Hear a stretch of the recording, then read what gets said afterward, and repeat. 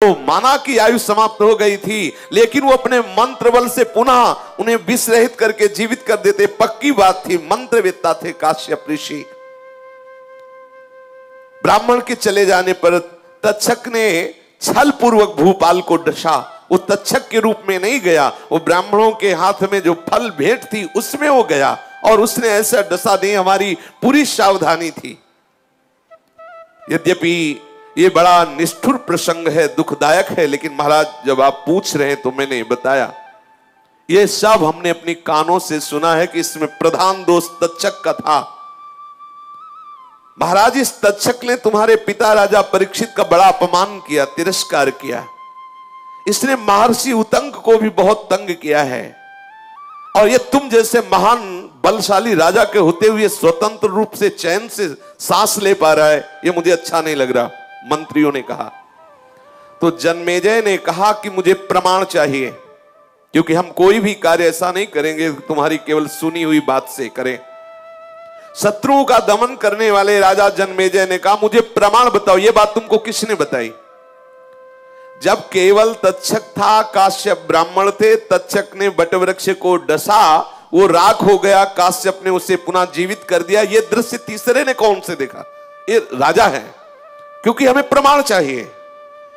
या तो काश्यप ऋषि यहां आकर के बताएं कि उन्होंने ऐसा, नहीं तो तुम्हें कैसे पता चला? काश्यप ऋषि ने बताया नहीं, तक्षक ने बताया नहीं, ऐसे कैसे आप कह सकते हैं? जन्मेजय ने कहा, उस वृक्ष के डसे जाने और फिर उसे काश्यप को वापस किया तक्षक ने, यह बात तुम्हें कैसे पता चली? यह बात हमें आश्चर्य की लग रही है। और आप यदि इसका ठीक निर्णय करके मुझे बता दे, फिर आप देखें मेरा शासन क्या होता है उस तक्षक के ऊपर। पापात्मा नीच सर्प ने यह सोचा होगा कि कोई उस पर शासन नहीं कर सकता। जन्मेजय ने कहा, यदि ठीक निर्णय करके आप बताओ कि उसका दोष है, तो फिर मैं विचार करता हूं उसको कैसे दंड दिया जाए। मैं प्रयत्न पूर्वक ऐसा उपाय करूंगा जिससे तक्षक को दंड दिया जा सके।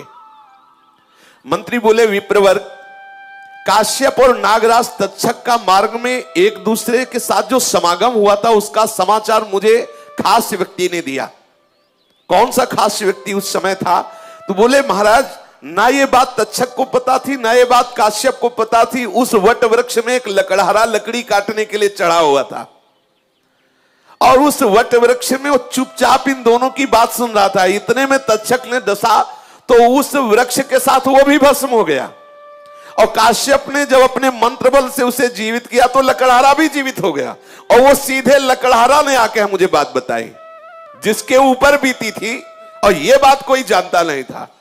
वो सीधे आकर मुझे मंत्री की बात सुनकर जन्मेजय दुख से आतुर संतप्त हो उठे और कुपित होकर हाथ मलने लगे, लंबी लंबी सांस छोड़ने लगे। कमल के समान नेत्र वाले राजा जन्मेजय नेत्रों में आंसू बहाते हुए कहने लगे कि हाय, अगर